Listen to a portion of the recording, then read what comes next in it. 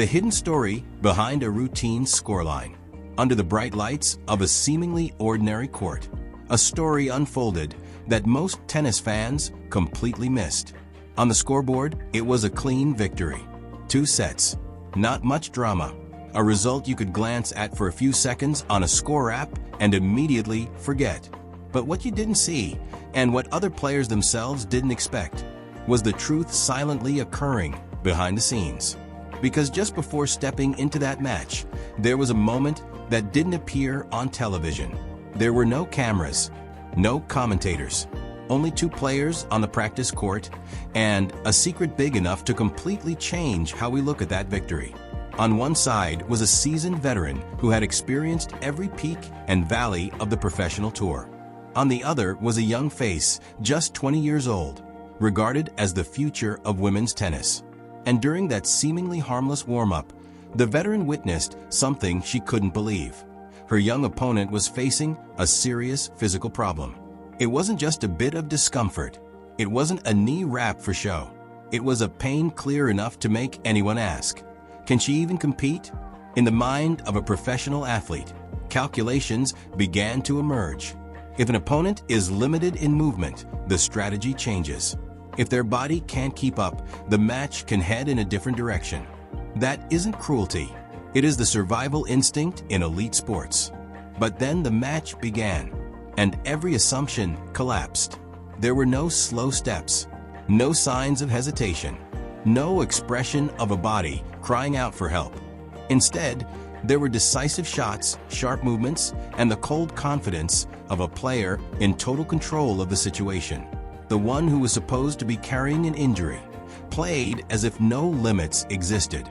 After the match, the truth was finally revealed, not by the media, not by the medical team, but by the opponent who had just lost, in a confession that silenced the tennis world. And when you know that, this victory is no longer just a number on a scoreboard. It becomes a story of will, of recklessness, and of the thin line between courage and risk in top-tier sports. If you want to continue exploring untold stories like this, the hidden corners that television doesn't show and the press only schemes over, consider subscribing to the Pro Tennis 360 channel. Because this is only the prologue to a much larger truth. The Puri match picture, what no one wants to say. Before the stadium filled with fans, before the television cameras switched on, and before any serve was made, this match had actually begun elsewhere. It was the practice court. No cheering, no pressure from the crowd, only warm-up hits, observant eyes, and the instinct of athletes who are all too familiar with reading an opponent's body. There, the story took a completely different turn from what the scoreboard would later reflect. For a veteran player, the warm-up phase is never a formality. It is the time they observe the smallest details. Is a stride out of rhythm? Is a pivot forced? Is the opponent hiding something? And in the warm-up before this match, there was something impossible to ignore. The young opponent did not look well. It wasn't the typical fatigue of a long tournament. It wasn't a slight muscle strain that could vanish after a few games. These were signs that only those in the profession recognize. Unnatural movement patterns, very brief moments of stasis that were enough to raise suspicion. A body attempting to finish a warm-up, but not entirely following its owner's commands. And in the mind of that experienced player, a series of thoughts began to form. If she can't move to her full range, if those changes of direction are limited, if that pain is greater than what she wants to show, this was not malicious calculation. This is how high-level tennis operates. At this level, every advantage, no matter how small, can decide the result. An injured opponent means strategy can change. Rallies can be extended. Shots that force the opponent to move more will be exploited ruthlessly. In other words, everything on paper leaned in favor of the more experienced player. But that is exactly where this story becomes special. Because no one in that warm-up, not even the most astute observer, could have imagined that just minutes later, those weak signs would vanish completely. That when the match officially started, all calculations based on injury would become meaningless. And that what they were about to witness would no longer be an ordinary match, but a display of a will that defied any logic. When the match begins, every sign vanishes. When the umpire called the players to the court, everything that happened in the warm-up was quickly pushed aside. The audience didn't know. Commentators didn't mention it. On the broadcast, there was no sign that this match was about to deviate from the familiar script. Everything looked like a normal quarterfinal. But after just the first few games, something didn't add up.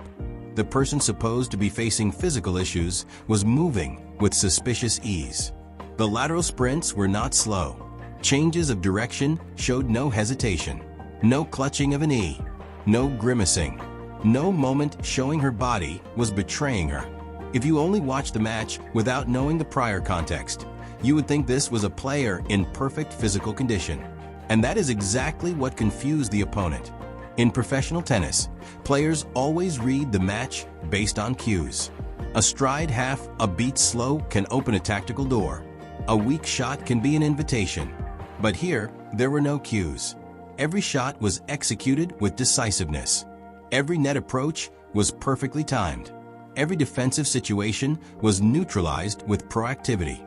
This created an invisible pressure. Because when you enter a match thinking an opponent might be weaker than usual, and then realize they aren't weak at all, you are forced to adjust not just your tactics, but your psychology. Doubt begins to creep in. Did I misread the situation? Or is she hiding something? The more they played, the larger that question grew. Instead of prolonging rallies to test the opponent's fitness, the veteran player was forced into a more defensive role than expected. Instead of waiting for the opponent to make errors, she had to create opportunities herself. And in that process, she was the one pushed into running more and enduring more pressure. That was the moment the scales began to tip. Not because of flashy winners, but because of the total disappearance of the weakness everyone thought existed. And if you're wondering where that came from adrenaline, from will, or from a reckless decision, then keep watching, because the answer is not simple. True power, the battle in the mind. At the highest level of sport, the body is only one part of the game. The rest, and often the deciding part, lies in the mind. This match is a clear testament to that. Because if there was an injury, then what was being controlled was not the pain, but the way the pain was allowed to exist. There are athletes who let pain guide their decisions. They play safer. They avoid risks. They hope the match ends quickly. But there are also those who do the opposite. They attack earlier, hit more decisively, and don't give themselves time to think about the sensations in their body. In this match, the second option was chosen. Instead of extending points, the young player actively shortened the rallies. Instead of defending, she attacked preemptively. This was not just a tactic, it was a form of self-protection. The less time spent thinking, the less opportunity the brain has to remind her of the pain. The more she focused on imposing her playstyle, the more the signals from the body were pushed to the background. This is a double-edged sword. It can bring a quick victory, but it can also make everything collapse if there is even one moment of lost control. And it is that fragility that made the true drama of the match. Notably, the opponent felt this, not through logic, but through the intuition of someone who has played hundreds of matches. She knew she was facing a player who wasn't just hitting with technique, but with a determination that refused to back down. And that created a different kind of pressure. The pressure of knowing the person on the other side is willing to pay a higher price than you thought. This is when the big question arises. Is this the grit of a future champion or the recklessness of youth? There is no immediate answer, but that ambiguity makes it impossible for viewers to look away. And if you're also wondering where that line lies, don't forget to subscribe to Pro Tennis 360 to not miss deeper analyses behind moments like these. After the match, the confession that flipped the story. When the match ended, the scoreboard told a very simple story. A convincing victory. No tie breaks. No third set. No signs of a struggle. For most of the audience, that was where the story ended. But for those involved, it was only the beginning. Because not long after, a confession was made, not in anger, not to make excuses, but with surprising calmness. The opponent spoke the truth that previously only existed in the private warm-up. The injury was real. The pain was real. And what happened on the court did not reflect the true physical condition of the winner. That moment completely changed how people looked back at the match. The powerful shots were no longer merely a sign of high form. They became a mandatory choice. The aggressive movements were not just good technique, but a defiance of limits. And the calmness on the face was no longer confidence, but a mask held tightly throughout dozens of games. What was even more remarkable was the attitude of the person making the confession. No bitterness, no searching for excuses, only respect, even curiosity. Curiosity about how a young player could control themselves to that extent. And from here, the story transcended the framework of winning and losing.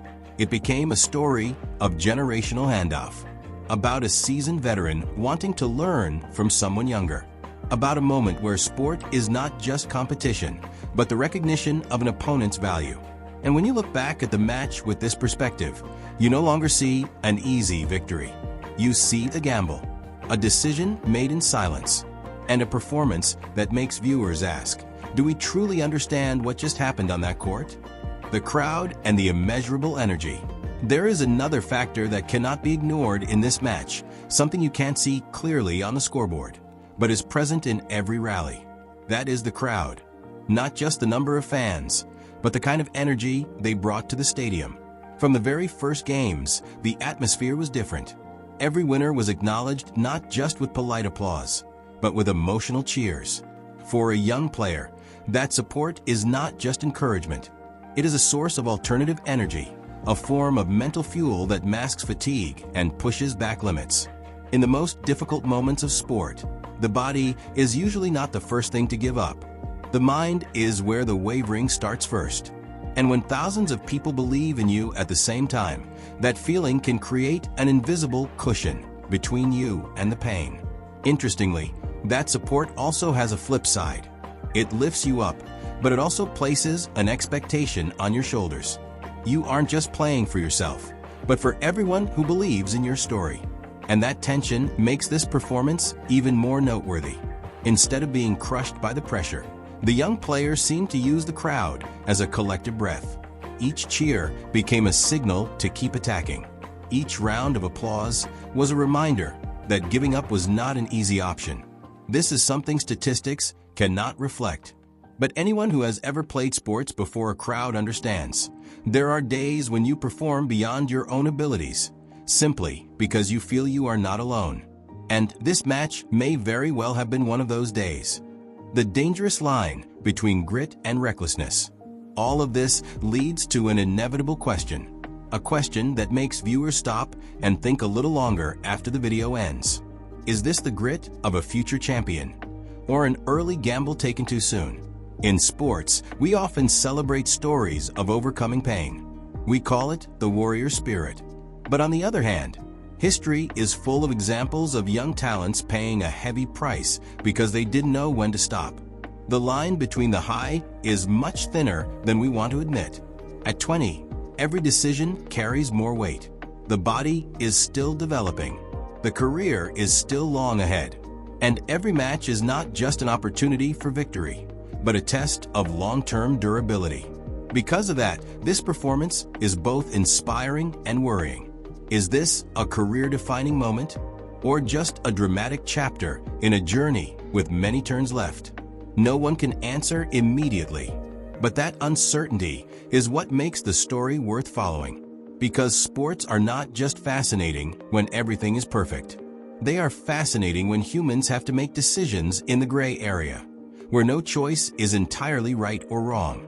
And this match placed our protagonist right in the center of that gray area. If you want to continue following this journey, not just through the victories, but through the difficult questions behind them, subscribe to the Pro Tennis 360 channel. Because this story hasn't ended, and what happens next might be even more important than what we just witnessed. What's not in the highlights? When people rewatch the highlights of this match in the future, they will see beautiful shots, decisive movements, and a tidy scoreboard. But there are things that will never appear in that few minute-long video. And it is those invisible things that are the deciding part. No one sees the feeling when the body sends warning signals, but you choose to ignore them. No one hears the internal dialogue taking place between points. No one knows that each shot is a moment of asking oneself, am I going too far?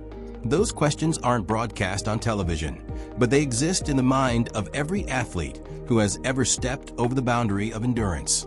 And this is what makes this story more complicated than a typical inspiring victory. It isn't just trying your best. It is a trade-off decision. Every time you cross a limit today can affect tomorrow. Every moment of being cheered comes with a silent risk.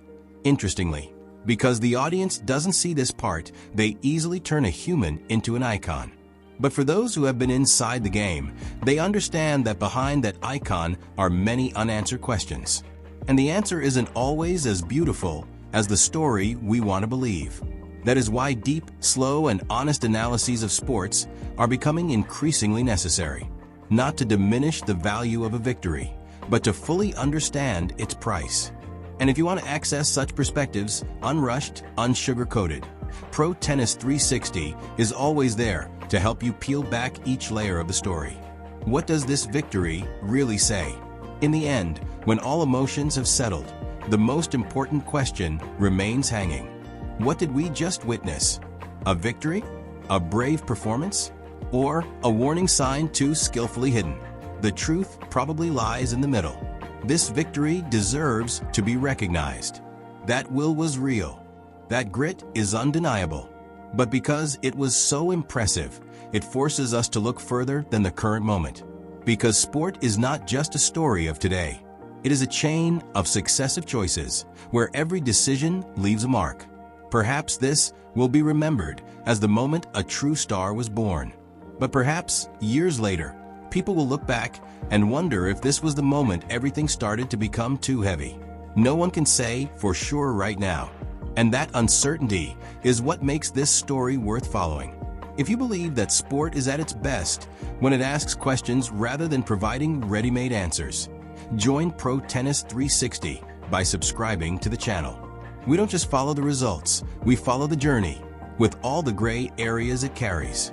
And now it's your turn. What do you see in this victory? A promise or a test?